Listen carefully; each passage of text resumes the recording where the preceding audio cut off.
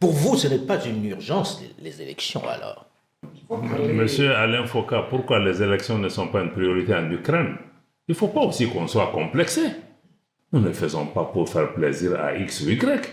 Parce que, justement, certains utilisent ces méthodes pour pouvoir reprendre pied dans nos pays. Nos pays le feront en réunissant les conditions pour le faire, mais qu'on sorte quand même de l'hypocrisie, de la politique de 2 poids 2 mesures.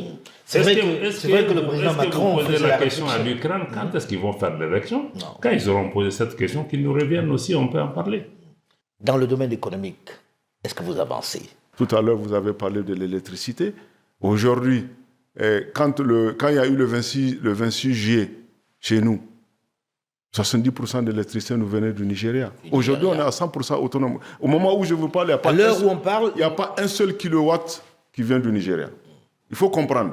Pour la France, c'est une question de survie. Et avec le Bénin? La France ne peut pas garder sa place sur l'échiquier international sans nos pays. Est-ce qu'un pays peut vivre en autarcie? Parce que là, finalement, ce n'est pas évident ce que vous vivez. Mais qu'est-ce que vous appelez autarcie? On n'a pas dit qu'on est en autarcie. Ce n'est pas que nos pays dépendent des pays côtiers, mais on est interdépendants. Donc ils ont autant besoin de nous qu'on a besoin d'eux. Vous n'avez pas accès à la mer et que finalement, la seule mer qui vous est offerte, c'est celle du Togo. Mais la Suisse est un pays enclavé.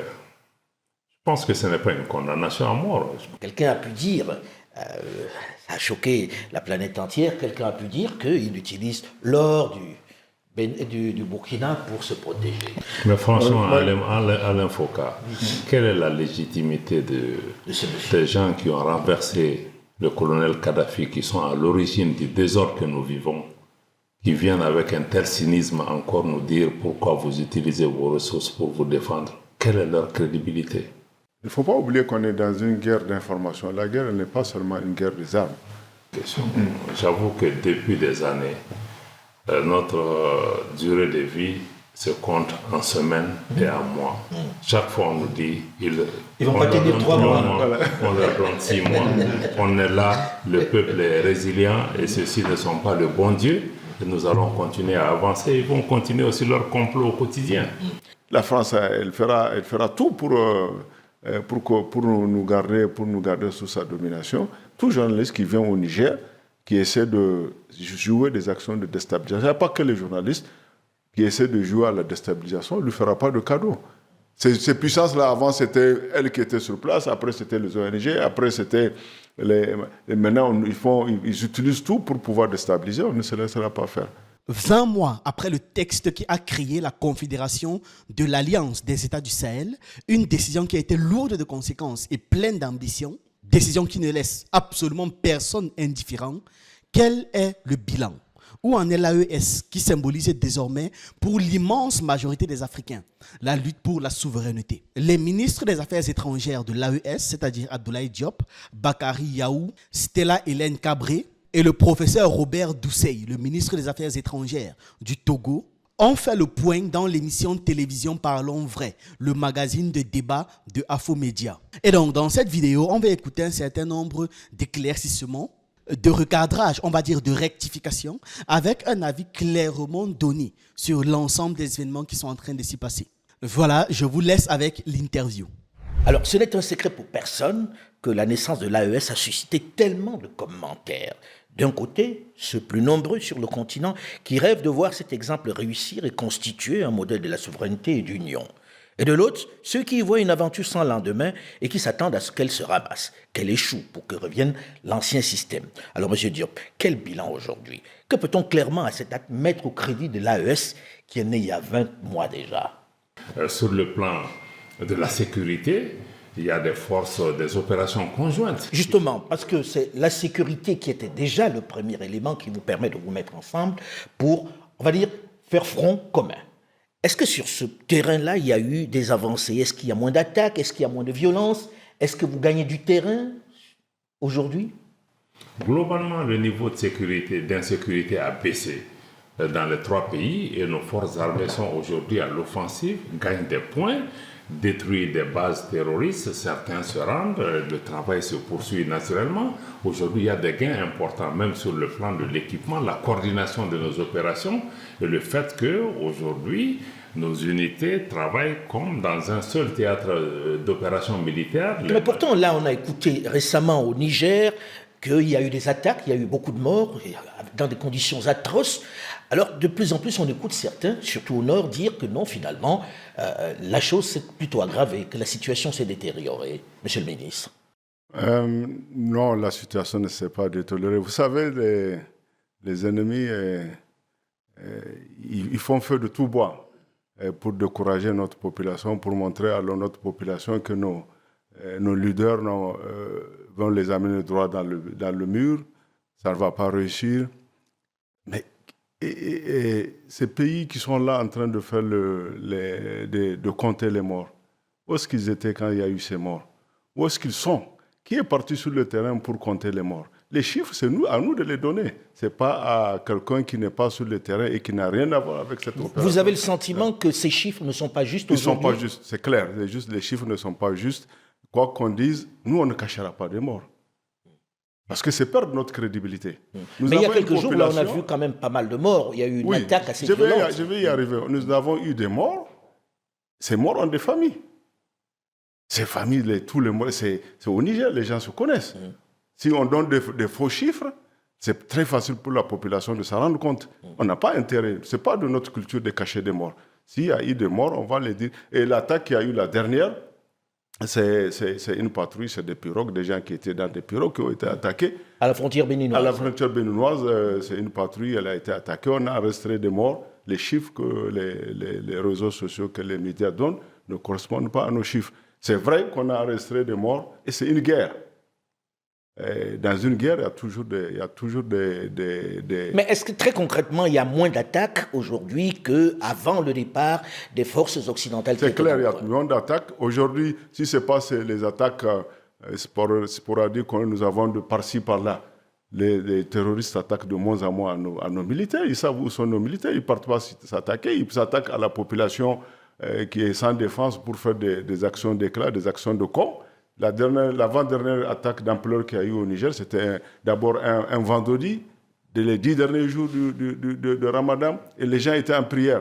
Quand les terroristes sont rentrés pour tirer de façon sans discernement sur des fidèles qui étaient en prière, aujourd'hui, les forces se sont adaptées. Avant, il y avait les attaques parce que nos forces étaient stationnées, elles étaient là. C'est quoi la différence aujourd'hui? Les forces bougent ou c'est quoi? Qu'est-ce qui peut faire que d'un coup, ce qui était fort hier, qui faisait beaucoup de morts, est reculé? Qu'est-ce que vous avez de neuf? Il y a plusieurs neufs. Le premier, c'est que le commandement a changé. Avant, c'était des Blancs qui étaient là. Quand il y a des attaques, il fallait attendre 3 heures, 4 heures. Il fallait que les Français décident de donner l'ordre de contre-attaquer pour qu'on le fasse. Et ça ne les arrangeait pas. Ils ne le faisaient jamais. En tout cas, ils prenaient leur temps. Ils n'étaient pas pressés de le faire. Aujourd'hui, nos forces de défense et de sécurité ont gagné en autonomie. Aujourd'hui, le commandement est burkinabé, malien, nigérien. Donc, c'est la première des choses qui a changé. Petite pause. Avant de poursuivre la vidéo, abonnez-vous. Je publie quotidiennement des vidéos qui varient.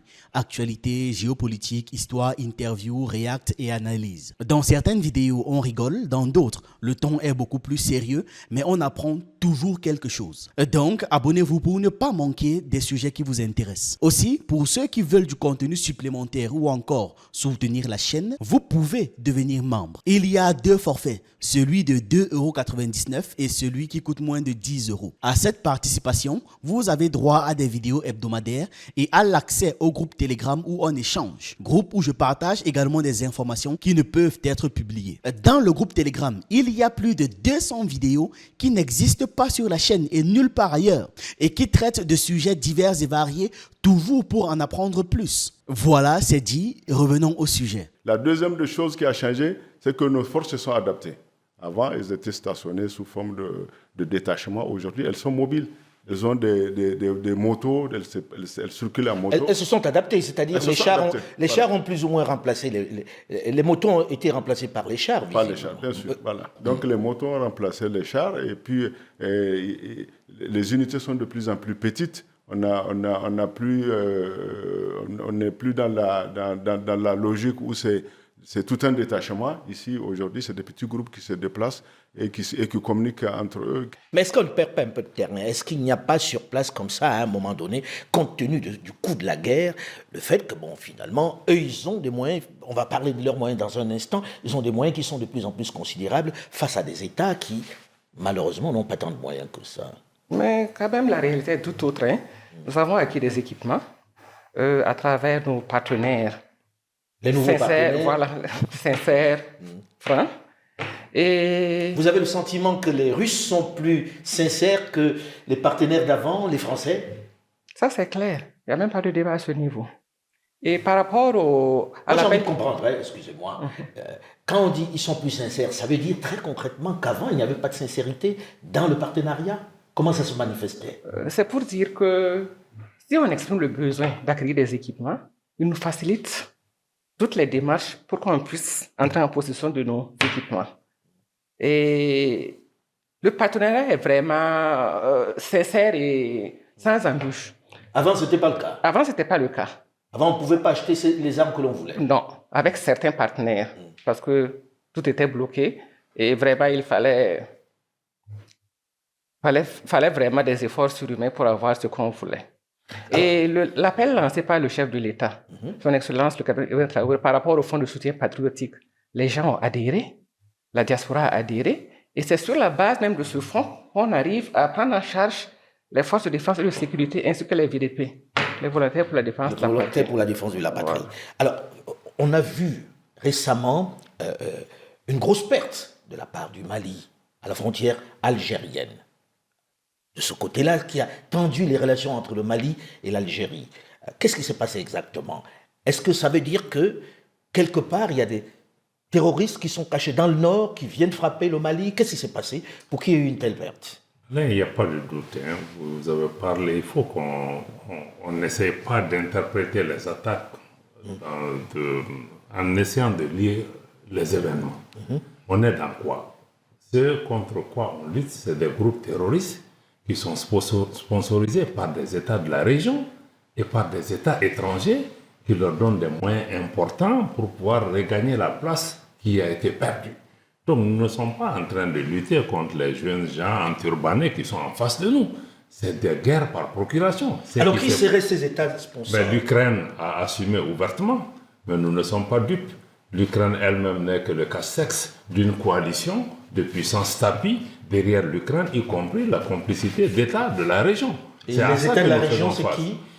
Écoutez, sur votre plateau, je ne vais pas nommément citer, mais vous avez parlé de l'Algérie. Nous savons, il y a récemment même un drone malien a été abattu.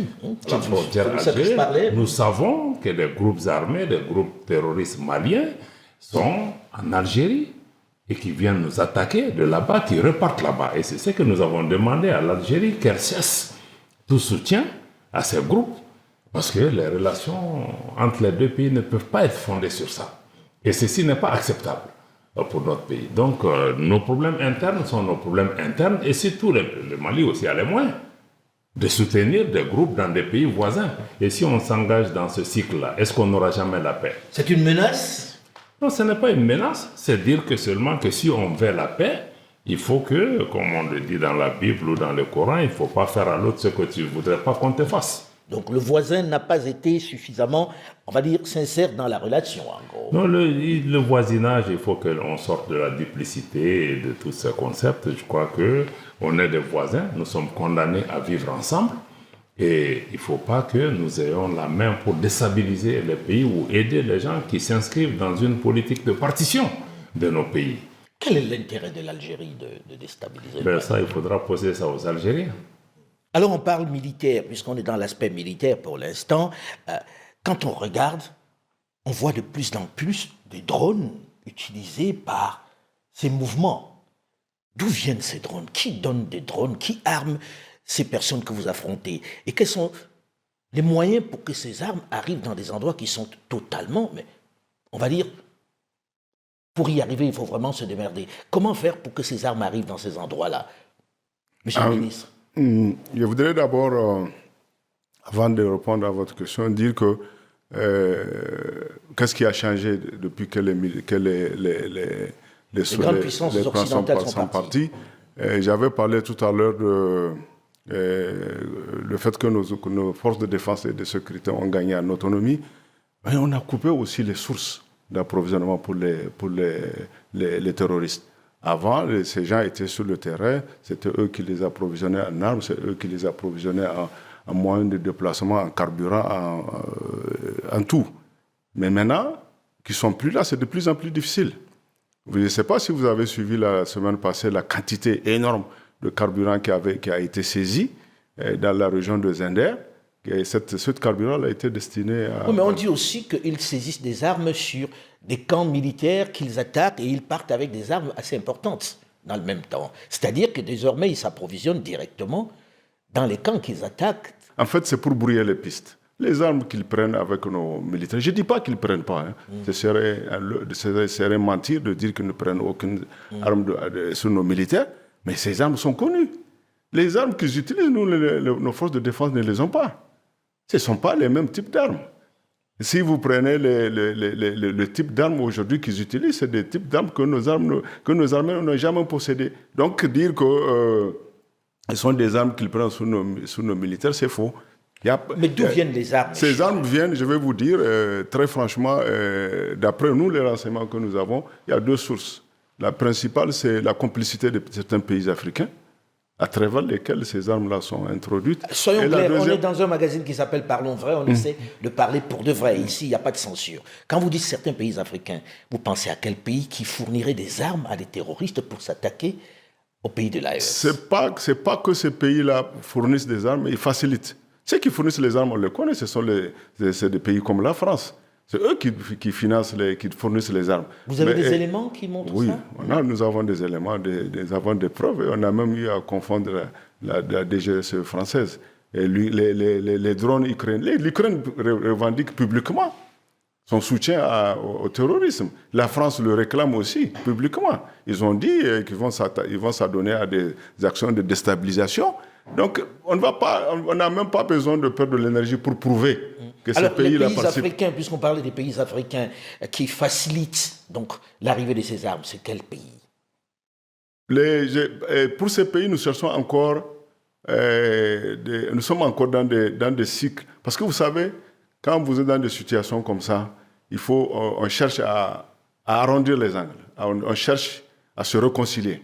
Puisque c'est des voisins. Parce que c'est des voisins, on en a besoin. On a besoin de cette réconciliation. Il n'y a personne qui va être en paix seul. Nous ne pouvons pas être en paix sans nos voisins. Donc notre dynamique aujourd'hui, c'est plutôt de chercher à faire en sorte que ces pays-là reviennent à la raison. Donc, ils se reconnaîtront dans ce que je suis en train de dire. Mais vous n'avez pas envie de dire de nom. Je suppose que personne n'a envie de citer un nom ici. Voilà. Hein? Voilà. On ne voudrait pas arriver là. Mais ce qui est sûr, ils se reconnaîtront et ils savent que nous sommes en train de faire des efforts. Si aujourd'hui on ne dit rien, c'est dans la perspective qu'ils reviendront à des meilleurs sentiments. Mais si vous avez écouté l'interview du chef de l'État du Niger, le président de la République du Niger, il a fait 3h21 chrono, il en a parlé. Il en a parlé. Et il a donné des exemples précis. Et nous avons des relevés. Voilà, il y a des pays, nous avons eu à faire des rencontres, on leur a donné des preuves. Ils ont promis de nous revenir, ils ne sont jamais revenus. Donc, ce qui fait que c'est d'abord la complicité, et puis ils le font directement, parce qu'ils ont les moyens, ils ont des moyens de transport aérien. Nous ne maîtrisons pas encore totalement notre espace aérien. Ils déplacent les djihadistes d'un endroit à un autre. Vous savez, avant, quand vous partez dans la zone de 3 frontières, il n'y avait que les jeunes de la zone de 3 frontières. Mais maintenant qu'ils ont vu que ces jeunes-là, leur limite, parce qu'ils n'ont pas d'expérience requise, c'est d'ailleurs qu'ils prennent les terroristes pour les amener, pour venir les implanter dans la zone. Donc, c'est avec les mêmes moyens qu'il livre ses drones, qu'il livre ses armes aux terroristes. Alors, on sait que la force de ces 3 pays, des régimes qui sont en place dans les 3 pays, a été aussi le soutien populaire dont ont bénéficié les différents pouvoirs qui sont arrivés aux affaires. On sait que les gens étaient dans la rue pour manifester, pour célébrer l'arrivée, que ce soit du président Assimi Goïta, de Ibrahim Traoré ou du président Tchiani. Aujourd'hui, on a le sentiment que ça s'émousse un peu, non? Est-ce parce que vous n'avez pas organisé des élections? Est-ce parce que les gens se lassent un peu et que c'est difficile? Monsieur Diop. C'est une affaire de narratif. Parce que ceux qui disent que ça s'émousse, ceci, cela, bon, c'est un peu les officines qui essaient de véhiculer ce genre de choses. L'engagement reste très fort. Dans nos différents pays, c'est vrai, la situation n'est pas facile, elle n'est pas simple.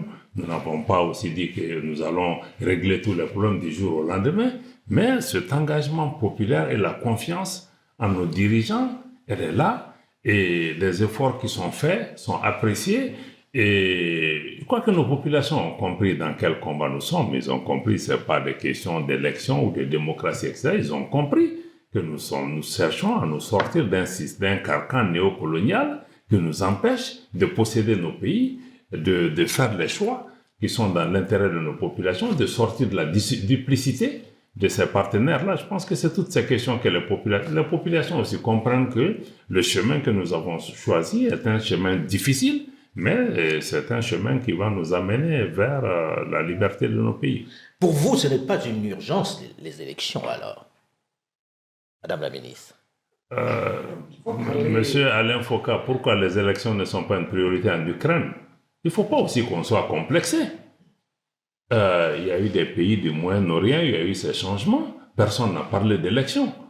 Bon, je pense que nos pays le feront à leur rythme, en fonction des évolutions sur le terrain, dans l'intérêt de nos populations. Nous ne faisons pas pour faire plaisir à X ou Y, parce que justement, certains utilisent ces méthodes pour pouvoir reprendre pied dans nos pays. Nos pays le feront en réunissant les conditions pour le faire, mais qu'on sorte quand même de l'hypocrisie, de la politique de 2 poids 2 mesures. C'est vrai que le président Macron posait la question à l'Ukraine, quand est-ce qu'ils vont faire l'élection? Quand ils auront posé cette question, qu'ils nous reviennent aussi, on peut en parler. C'est vrai que le président Macron avait fait la réflexion en disant on ne peut pas demander au président de l'Ukraine d'organiser des élections parce qu'il est en guerre. Peut-être que parfois il oublie que vos pays sont en guerre. Alors, c'est quoi ce qu'on peut mettre aujourd'hui au crédit de cette alliance? C'est du point de vue militaire, vous dites vous combattez ensemble. Est-ce que du point de vue économique, vous avez le moyen de vous en sortir aujourd'hui? Est-ce que se construit quelque chose de costaud? Je commence par la monnaie. La monnaie, le CFA. Et la monnaie utilisée dans ces États-là, qui dénoncent ce CFA depuis longtemps, est-ce que vous avez fait des démarches pour évoluer au moins vers quelque chose qui puisse apporter une nouvelle monnaie à l'AES? Je sais qu'il y a eu le drapeau, il y a eu l'hymne, etc. Dans le domaine économique, est-ce que vous avancez? Alain Foka, nous avançons sur le... Je pense que le frère veut certainement... Oui, en fait, ce que je voulais dire, c'est que dans le développement, nous avons des réalisations. Nous avons d'abord une banque qui va naître d'ici octobre. Des directives très claires ont été données par nos chefs d'État. Une banque de l'AES. De l'AES, une banque de développement qui sera d'investissement. Une banque d'investissement à 100% AES et qui sera dédiée à la mise en valeur des ressources naturelles de nos pays. On ne veut pas c'est des capitaux AES, ça c'est un. Deuxièmement c'est cette banque, nous avons transformé l'ALG, qui est l'autorité de l'Iptako-Gourma, qui est l'ancêtre de la Confédération. Nous l'avons transformé en organe d'exécution. Et un travail qui est en train d'être fait, des projets sont là, des projets sur lesquels on nous a fait dormir depuis plus de 60 ans, parce que vous ne pouvez pas comprendre aujourd'hui la situation de nos pays. Tout à l'heure, vous avez parlé de l'électricité. Aujourd'hui, quand il y a eu le 26 juillet, chez nous, 70% de l'électricité nous venait du Nigeria. Aujourd'hui, on est à 100% autonome. Au moment où je vous parle, il n'y a pas un seul kilowatt qui vient du Nigeria. À l'heure où je parle, il n'y a pas un seul kilowatt qui vient du Nigeria. Et à Niamey, il n'y a pratiquement pas de coupure. Quand j'ai quitté Niamey avant-hier, on était à 97%. On ne va pas dire totalement ça, monsieur le ministre. Il y a quand même pas mal de coupures encore à Niamey. Non, ça veut dire que quand ça a commencé, c'était des pylônes. Bon, on nous a dit que c'était des pylônes qui étaient vieux. En fait, elles ont été sabotées. Nous avons mis nos moyens. On a envoyé une équipe qui a soutenu le Nigeria pour remettre ça, pour les remettre. Le jour où on les a remis sur pied, 3 autres ont cédé. Ah, c'est du sabotage alors. Voilà. Et au fur et à mesure, nous, on avait accéléré. On avait des dispositifs qui étaient là. Il y a le P5 qui était de 20 mégawatts. On a accéléré la mise en service. On a injecté, on a déconnecté Dosso pour la rendre autonome avec des groupes que nous avons acquis. Donc la production d'électricité que Niamey donnait à Dosso, on l'a réinjecté pour Niamey. Et je vous assure, aujourd'hui, il y a des coupures, c'est vrai, parce que ce sont des groupes. Les groupes, c'est pas fait c'est fait pour dépanner, je veux dire. Absolument. C'est pas fait pour fonctionner. Voilà. Il y a de temps en temps, il faut les arrêter pour faire des entretiens, pour faire l'avidage, pour faire ceci. Quoique même les pays qui ne sont pas en guerre connaissent des coupures importantes d'électricité. Je crois que c'est l'une des graves maladies sur le continent, en réalité. Voilà, donc ce qui fait que tous ces projets-là, nous sommes en train de travailler là-dessus, nous sommes en train de travailler sur les chemins de fer, parce que c'est une injustice aujourd'hui de dire que le Niger, qui est un pays enclavé, n'a pas de chemin de fer. Si vous prenez les voies de communication entre nos pays...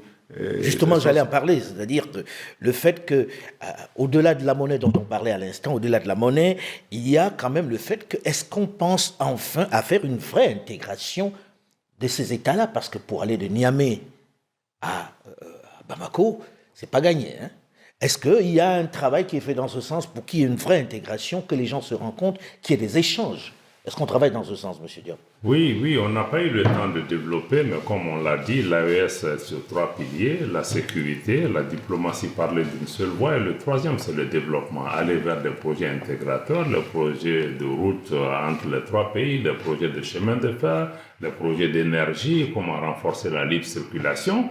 Et les ministres des Finances viennent de se réunir la semaine dernière. Des projets structurants ont été sur la table. Justement, la banque d'investissement est un des moyens de pouvoir financer nous-mêmes à l'intérieur de la communauté ces différents projets. Mais nous sommes conscients qu'il faut créer une économie entre les 3 pays et qui regorge d'ailleurs d'énormes ressources. D'abord notre population, mais aussi les ressources minières et minérales des 3 pays sont énormes. Il faut pouvoir les transformer pour que ceci bénéficie à nos populations dans le cadre de partenariats avec des bénéfices partagés.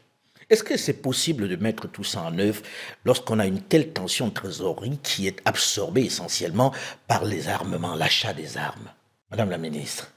Effectivement, on peut analyser la chose sous cet angle, mais je puis vous dire que c'est bien vrai que la priorité des priorités, c'est la lutte contre le terrorisme, mais parallèlement, des actions sont menées pour le développement de... Mais ça grève quand même assez sérieusement un budget où 20-25% est consacré à l'achat des armes. Mais il y a des solutions palliatives. Il y a des niches qu'on a trouvées, il y a des efforts qui sont faits au niveau des populations, comme je le disais tantôt, le fonds de soutien patriotique. Vraiment, des solutions palliatives sont trouvées pour gérer la situation. Donc, à ce niveau, il n'y a pas de souci particulier. Autant la jeunesse a soutenu l'AES, autant on a le sentiment qu'en dehors de la jeunesse, les autres États étaient plutôt timides.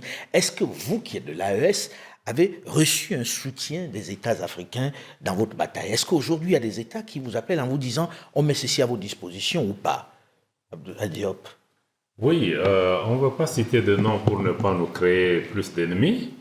Mais ce qui est certain, c'est qu'il y a des États de la région avec lesquels nous entretenons des relations amicales cordiales aujourd'hui. Même les États membres de la CEDEAO, la configuration géopolitique a changé. Il y a de nouveaux dirigeants qui sont venus, qui ont des approches plus réalistes. Ce n'est pas que le Togo seul, mais je crois que nous avons d'autres qui sont là. Le Ghana, par exemple. Nous n'attendons pas nécessairement des appuis matériels des X et Y, mais qu'on nous traite avec respect, qu'il y ait un engagement responsable. Mais comme vous l'avez dit, autant nous pouvons avoir des difficultés avec certains dirigeants de certains pays, au niveau des populations africaines, les causes que nous portons sont partagées par beaucoup de populations de ces pays qui s'identifient aussi aux difficultés que nous traversons. Et aujourd'hui, ces regains pour l'intégration de l'Afrique, la solidarité africaine, sont des éléments qui nous réconfortent grandement. Et je pense que nous ne nous attendons pas nécessairement à des appuis. D'ailleurs, l'Afrique, c'est connu. Quand des pays africains ont traversé des difficultés, on a toujours regardé ailleurs. La solidarité s'est rarement manifestée, où l'Afrique a toujours pensé que c'était à d'autres de s'occuper de ces problèmes-là. C'est vrai qu'on a souvent le sentiment qu'on attend que ce soit les autres qui viennent résoudre leurs problèmes, non, Robert Ducé? Oui, malheureusement, c'est ce qu'on attend, mais je pense qu'aujourd'hui, c'est avec l'éveil des consciences de notre responsabilité en tant qu'Africains, que dès lors que nous avions un voisin, une voisine, un frère, une sœur, comme on le dit souvent en Afrique, en difficulté, il faut forcément le venir en aide. Et c'est d'ailleurs... Mais ça reste très théorique parce que pour l'instant, on a le sentiment que chacun regarde un peu ses chaussures. Lorsque le moment arrive, personne ne réagit. Je n'ai pas le sentiment, je me trompe peut-être, d'avoir vu livrer des armes ou d'avoir apporté une contribution au Mali, au Niger ou au Burkina de la part des autres États, à part le Togo dont on parle. Aujourd'hui, il y a certains États qui commencent à rétablir une certaine diplomatie. D'abord, moi, je voudrais dire que ce sentiment, cette solidarité, d'abord, si on prend du point de vue des Africains en général, plus individuellement, nous avons beaucoup de fonctionnaires internationaux qui travaillent dans les organisations internationales. Quand ils viennent, on les reçoit, ils nous disent en off que nous sommes de cœur avec ce que vous faites. Mais nous représentons des institutions au sein desquelles nous ne pouvons pas exprimer nos points de vue. Et ce sont des Africains. Et ça réconforte. Et il y a beaucoup de responsables africains lors de nos rencontres. Même dans les pays, même, je vous dis, même les pays qui nous sont clairement hostiles, il y a des responsables, quand on les rencontre dans les forums, ils nous disent clairement, nous savons que ce que vous faites, c'est très louable. Nous savons pourquoi ça ne deviendrait pas officiel? Parce qu'ils ont peur. De qui? En fait, ils sont dans un système, et le système a une position officielle contre laquelle c'est comme moi aujourd'hui, si je suis dans un gouvernement, il y a une solidarité gouvernementale. S'il y a une action qui est prise, même si je ne suis pas d'accord, je suis obligé d'être solidaire. Il s'est passé quelques années depuis cette histoire. Les relations se sont améliorées avec certains pays du Nord ou pas? Est-ce qu'aujourd'hui, en dehors de, on va dire, encore qu'on ne le classe pas dans le même bloc, est-ce qu'en dehors de la Russie avec qui vous avez des relations, il y a des pays d'Europe, il y a des pays d'Amérique avec qui vous avez de nouveau des relations qui soient à peu près correctes? Aujourd'hui, naturellement, la configuration change, il y a plus de réalisme.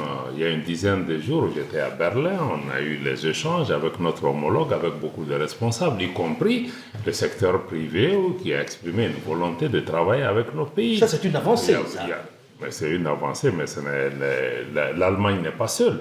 Aujourd'hui, les uns et les autres viennent à un réalisme, l'Italie, l'Espagne, d'autres pays viennent et travaillent sur la base des principes que nous avons établis. Et je pense que ce ne sont pas aussi les seuls. Vous avez le sentiment que ça se fissure, ce grand bloc européen qui condamnait de façon globale. Est-ce que vous avez le sentiment aujourd'hui que, en raison de la géopolitique, chacun se dit je vais y aller à nouveau Je crois que la France voulait européaniser son problème avec le Sahel. Elle a réussi à un moment, mais c'est fini ça. Nous, par exemple, au Niger, on a repris l'ensemble de notre coopération. Même avec l'Union européenne, on a repris. Nous sommes dans des processus de relancement de la plupart des projets qui Vraiment? Oui.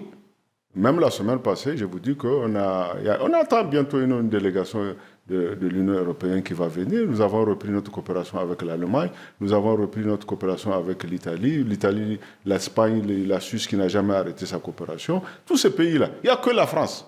Aujourd'hui, moi, je vous dis qu'en ce qui concerne le Niger, il n'y a que la France qui continue à rester... À bouder. À bouder, voilà. C'est également la même situation. Oui, il n'y a que Paris qui n'est pas dans le jeu, parce que Paris espère pouvoir renverser la situation. Elle essaie de convaincre. Par exemple, pour le cas du Niger, jusqu'ici, notre ambassadeur en France est celle que le gouvernement français reconnaît.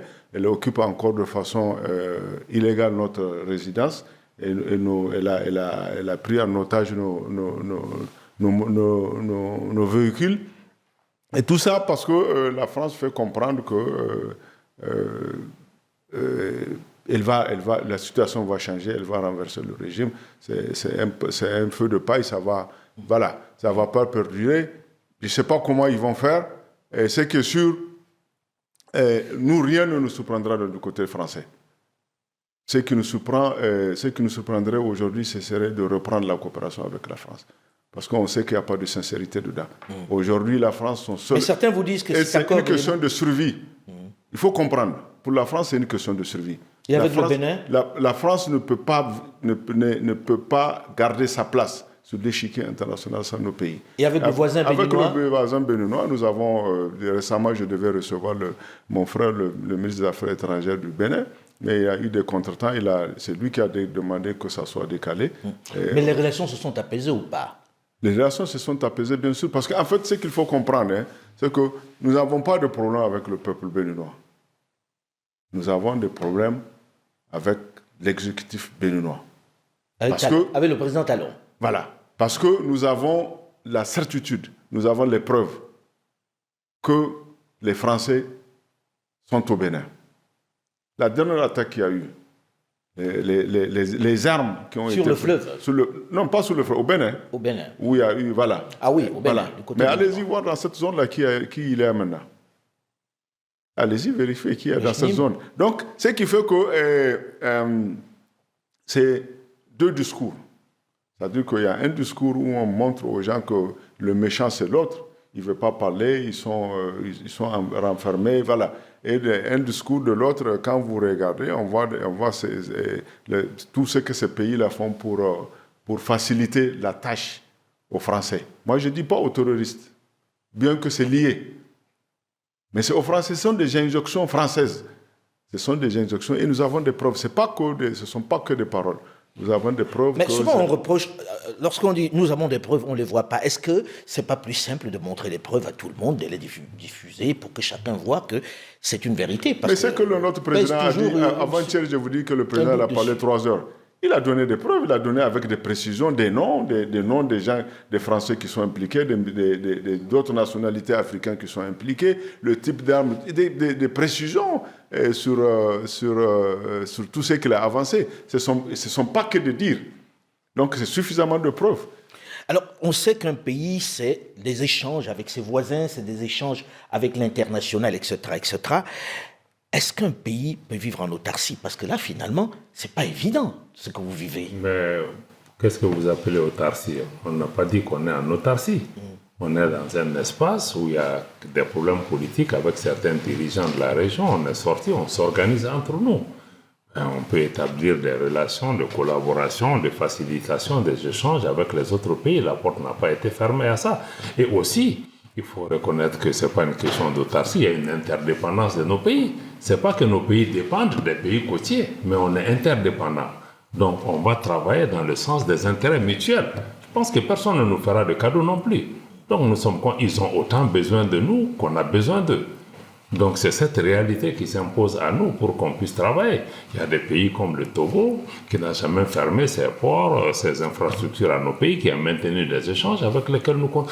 Mais est-ce que la situation n'est pas un peu doublée, la difficulté n'est pas doublée par le fait que vous êtes des pays de l'Interland, vous n'avez pas accès à la mer et que finalement la seule mer qui vous est offerte, c'est celle du Togo. Mais la Suisse est un pays enclavé. Je pense que ce n'est pas une condamnation à mort. Je pense qu'aujourd'hui, quand vous regardez dans nos pays, tous les ports autonomes ont des représentants dans nos pays. C'est eux qui sont en compétition. Ces pays se sont endettés pour mettre des infrastructures dans leurs ports sur la base de nos marchés. Donc moi, je crois que la réalité économique prévaudra. Nous ne demandons de la charité à personne. Voilà. S'il y a des intérêts communs, nous allons travailler ensemble parce qu'il y a des systèmes économiques et commerciaux qui se sont mis en place qui vont nous obliger à travailler parce que chacun a un intérêt dedans. Nous produisons des choses qui les intéressent. Eux, ils ont des facilités qui nous intéressent. On va travailler dans le sens de l'intérêt mutuel. Le problème se situe à des niveaux politiques.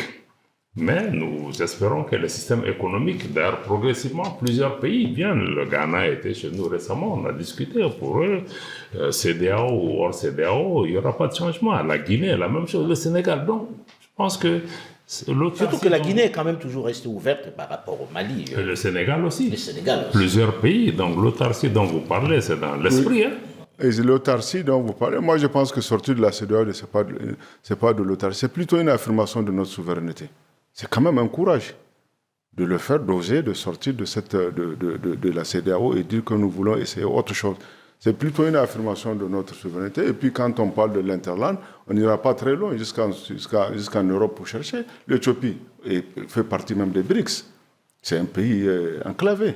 Ça n'a pas empêché à ce pays-là de se développer. Moi, je pense que c'est quelque chose que les gens ont toujours considéré comme un handicap, mais que nous allons essayer de transformer en avantage. Je ne vais pas revenir sur ce que Diop a dit, Et la compétition, c'est de l'autre côté, c'est pas de notre côté. Donc, et on va le faire, on va essayer on va tout faire pour que ce handicap-là soit plutôt transformé en avantage. Alors, pour nous qui regardons l'AES, on a toujours une boule au ventre parce que tous les jours, on nous apprend qu'il y a des risques, que les choses se détériorent, qu'il y ait des tentatives à l'intérieur. Est-ce que vous qui êtes à l'intérieur, il y a des menaces sur le régime? Chaque jour, on entend une tentative de coup d'État par-ci, un risque qu'à l'intérieur, on ait infiltré le mouvement. Madame la ministre, on entend beaucoup ça lorsqu'on parle du Burkina. Est-ce qu'on doit avoir peur pour le président Ibrahim Traoré? Bien sûr. Et je puis vous dire que c'est une réalité, c'est une triste réalité. Mais comme je l'ai dit, la population a adhéré à la nouvelle vision et les gens sont prêts au sacrifice pour que les choses puissent avancer, pour que les choses puissent aller dans le bon sens. Le grand nombre? Le grand nombre. Parce que si vous avez suivi il y a à peu près un mois, il y a eu des soutiens un peu partout, à Ouagadougou, dans les différentes villes. Et même à l'international. Voilà. Le soutien au président Ibrahim Traoré. Donc, c'est pour vous dire à quel point, présentement, ces idées... Les gens y adhèrent. Mais les gens ont adhéré vraiment à sa nouvelle vision. Et comme il donne l'exemple, il est là pour la masse populaire. C'est vraiment cet objectif qu'il vise. Donc, les gens ont adhéré, les gens le soutiennent et les gens sont prêts au sacrifice. Les gens de ma génération se souviennent de Thomas Sankara. Exactement. Il était très soutenu, tout le monde avait l'air de dire c'est la personne, on l'aimait, on sait comment ça s'est terminé. Doit-on avoir peur? Parce que tout le monde semble avoir adhéré et on se dit oui, mais dans le même temps, il y a des tentatives de push tous les jours.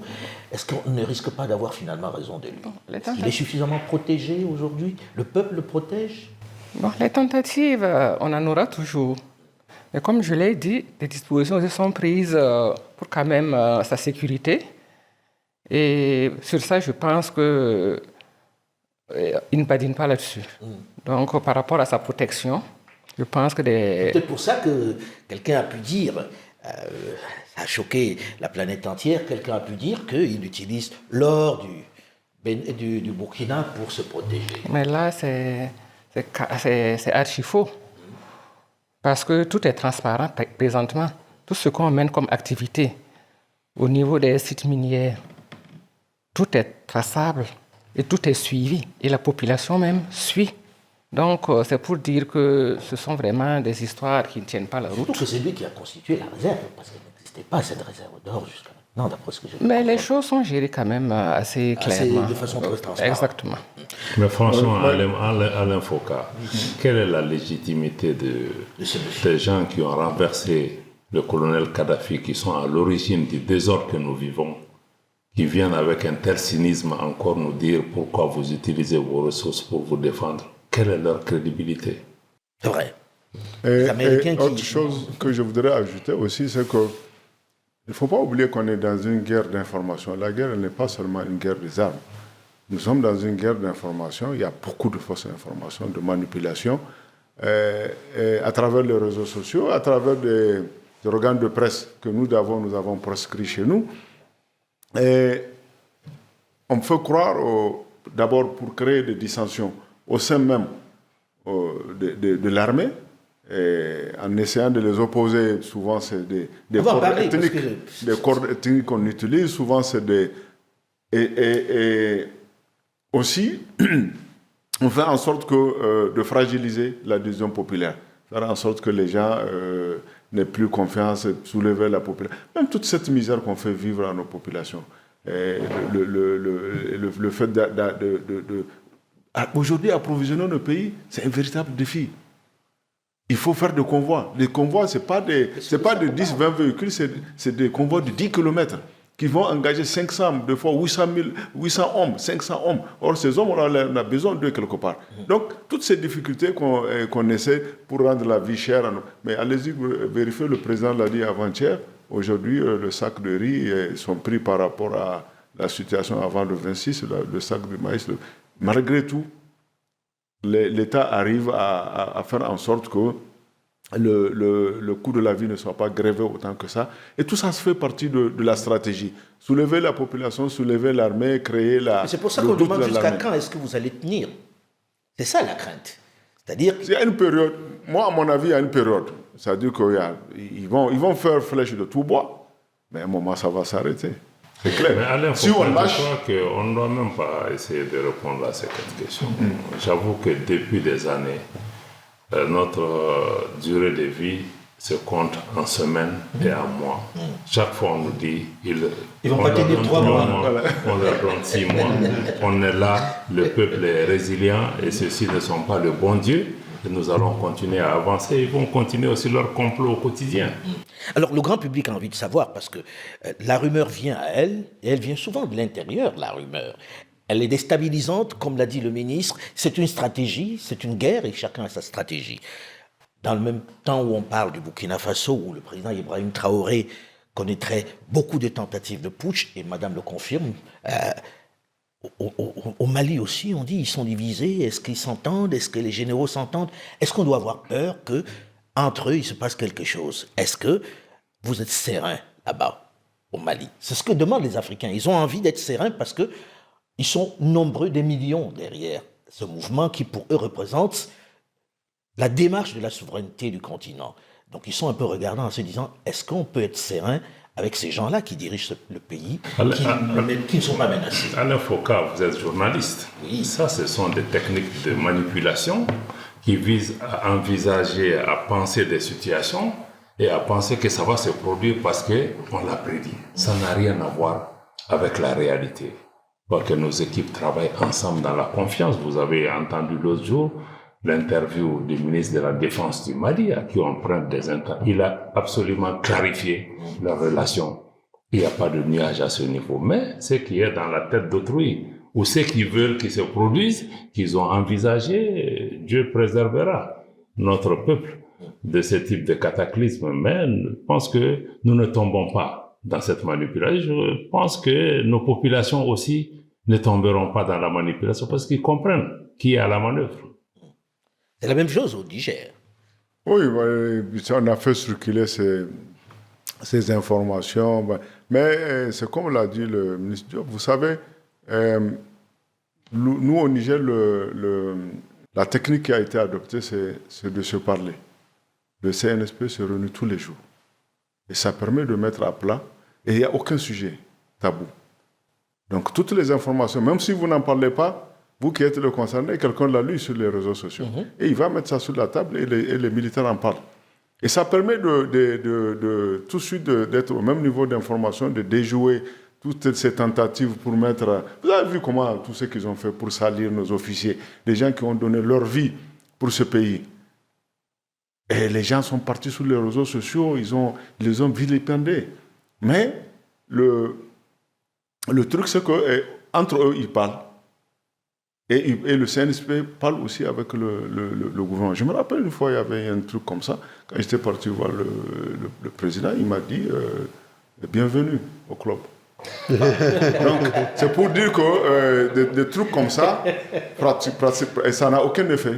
Ça n'a aucun effet aujourd'hui sur les militaires. On sait que ce sont des techniques de diversion, des techniques pour monter les hommes. Ça ne marchera pas. Ça ne marchera pas. Et c'est une guerre d'usure. On le sait, c'est clair. Avec la Guinée, ça a duré plus de 60 ans quand la Guinée a dit non à la France. Et on ne pense pas on n'est pas, comment on dit, on n'est pas naïf pour croire que la France va nous lâcher de sitôt. La France, elle fera tout pour nous garder sous sa domination. Mais c'est que nous sommes déterminés. Et même si l'équipe actuelle qui est là, la France arrive à la destituer ou à les tuer, ou n'importe quel scénario, la France ne pourra plus faire comme avant au Niger. Ce n'est plus possible. Les esprits ont changé. Les esprits ont changé, c'est clair. Vous voyez la jeunesse là, c'est un atout pour nous. Et pour confirmer ou corroborer ou infirmer ce que vous avez dit tout à l'heure, quand il s'agit de soutien, allez-y voir comment les gens se bousculent pour entrer dans l'armée. Parce que les gens pensent qu'il n'y a rien au bout, c'est la mort. C'est-à-dire qu'aujourd'hui, il y a des jeunes qui viennent de plus en plus. Aujourd'hui, je vous dis qu'on n'a jamais recruté autant que ces dernières années. Et on n'a jamais pu... tout partout, Mali aussi. dans le pays. On n'arrive pas à épuiser le stock. On n'arrive pas à Il y a un épuiser. vrai engagement alors contre les autres. Absolument. Et Un quelqu'un désir de qui va dans souveraineté. l'armée, il sait pourquoi il va. Il sait que c'est le sacrifice ultime. Pourtant, ils y vont. On n'arrive même pas à épuiser le stock. Donc, c'est pour dire que les gens peuvent raconter ce qu'ils veulent. Les gens, ce qu'ils ont envie des scénarios qu'ils imaginent là, ils vont attendre longtemps, à mon avis. Ils vont attendre longtemps. Oh, ouais. Alors, à quand l'élargissement? À quand l'élargissement et par qui? Robert Ducé, on vous a entendu dans une interview quelque part dire peut-être que le Togo va bientôt. Est-ce que c'est une réalité ou bien vous avez dit le fond de vos pensées, tout ça? Non, j'ai été clair. Hein. Je crois que, bon, si vous parlez d'élargissement, il faut demander ça aux frères et sœurs de l'AES. Mais bon, le Togo est un pays qui est un pays ami de l'AES. Nous l'assumons. Nous sommes solidaires à leur lutte. Nous sommes solidaires au peuple de l'AES et nous travaillons avec les pays de l'AES. Donc c'est ce que nous faisons. Il n'y a vraiment pas de problème. Ce qu'on peut dire, c'est que vraiment l'AES n'est pas fermé, puisque le traité de l'AES a prévu des possibilités d'adhésion. Donc sur le plan juridique, c'est possible. C'est une décision politique. Le Togo est un pays partenaire, est un allié de nos pays avec lequel nous souhaitons entretenir ou en tout cas maintenir une relation privilégiée. Il y a un dialogue en cours pour voir comment nous pouvons maintenir ce travail. Mais le Togo travaille la main dans la main avec nos pays et nous ne pouvons qu'exprimer notre gratitude au Togo qui a été pratiquement le premier ou le seul à maintenir le dialogue avec nos pays, à marquer sa solidarité. Et en retour, nos pays souhaitent que nous puissions entretenir toujours des relations de confiance avec ce pays. Et nous espérons que nos chefs d'État, le moment venu, apprécieront les pas qui sont nécessaires à faire dans ce sens. Alors, Et pour compléter ce que le frère Diop a dit en concernant l'élargissement, c'est pas fermé. Mais on ne va pas permettre à n'importe qui de venir, c'est clair. Parce que nous savons qu'il y en a, quand ils vont venir, c'est pour le désordre. c'est pour le désordre. C'est pour nous parasiter, comme ils ont parasité les autres organisations. Ces pays-là se reconnaîtront. Et nous n'allons pas. Et c'est pourquoi on n'a pas encore parlé des critères, mais on va le faire. Quels sont les critères d'adhésion? Mais ce qui est sûr, c'est que on va pas. C'est pas un supermarché. Voilà, c'est pas un supermarché. Voilà. On ne laissera pas les gens venir parasiter notre affaire. Non, on ne laissera pas ça. Ah ouais, on ne fera pas ça. On reproche beaucoup la violation des droits de l'homme à l'AES. Des gens qui se réarrêtés, des gens qui disparaissent. Est-ce que c'est une réalité et est-ce que c'est lié à la situation sur place? Les gens qui disparaissent, en tout cas nous, au Niger, je n'en connais pas. Je sais qu'il y a des gens, on en fait un bruit, des bruits avec certaines... Mais nous, on sait où ils sont, et c'est pas les parents savent où ils sont. Tout ça là, fait partie de la technique pour la désinformation, pour... C'est que un moment, c'était le Mali au Conseil de sécurité. On a accusé l'armée malienne d'avoir massacré. Après, c'était les Russes. Il n'y avait aucun respect des droits de l'homme. C'est une technique, ça fait partie des techniques. Aujourd'hui, les gens qui disent qu'il y a des gens qui sont disparus, on ne sait pas où ils sont, ils n'ont qu'à sortir pour donner leur nom. Je sais que chez nous, il y a un ou deux journalistes, mais les gens savent où ils sont. Et ces gens-là, ils savent qu'on leur reproche. On les a pris la preuve dans le... entre autres. Pardon? Un journaliste ivoirien, entre autres. Oui, le journaliste ivoirien qui a été... Mais on sait où il est. Les gens savaient où il était. C'est-à-dire, bon, les gens, pour brouiller les puces, pour salir le régime, ils diront qu'on ne sait pas où il est, on l'a pris, et on l'avait pris avec les preuves à l'appui. Hein. On l'a pris avec les preuves à l'appui. Et il n'y a pas que le journaliste ivoirien. Tout journaliste qui vient au Niger, qui essaie de jouer des actions de déstabilisation, il n'y a pas que les journalistes qui essaient de jouer à la déstabilisation, on ne lui fera pas de cadeau. Ces puissances-là, avant, c'était elles qui étaient sur place, après c'était les ONG, après c'était et maintenant, ils utilisent tout pour pouvoir déstabiliser, on ne se laissera pas faire. Donc, il n'y a pas de personnes... On peut en dire pareil pour le Mali, pour le Burkina?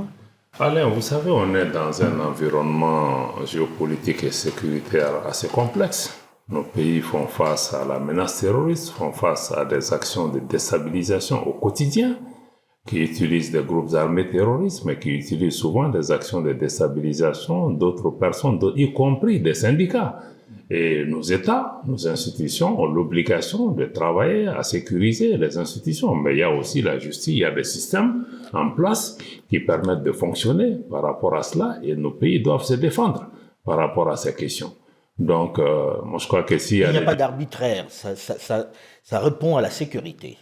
De toutes les façons, même s'il y a des arbitraires, on ne peut pas dire qu'il n'y a pas d'erreur, il y a des choses qui se passent, il y a une volonté de pouvoir faire les choses conformément aux textes et aux lois du pays. Et s'il y a des cas qui sortent de ça, mais il y a des voies de recours nécessaires pour pouvoir travailler. Même des personnes qu'on a dit qui sont disparues après, qu'elles sont disparues, après ont été retrouvées, et puis rien de particulier ne leur a été arrivé par rapport à ça. Mais nous sommes dans une situation extrêmement complexe où sur la base de certaines informations qui menacent la sécurité de l'État, nous sommes obligés de prendre des mesures par rapport à ces questions pour mieux comprendre la situation et surtout prévenir l'irréparable dans certains cas.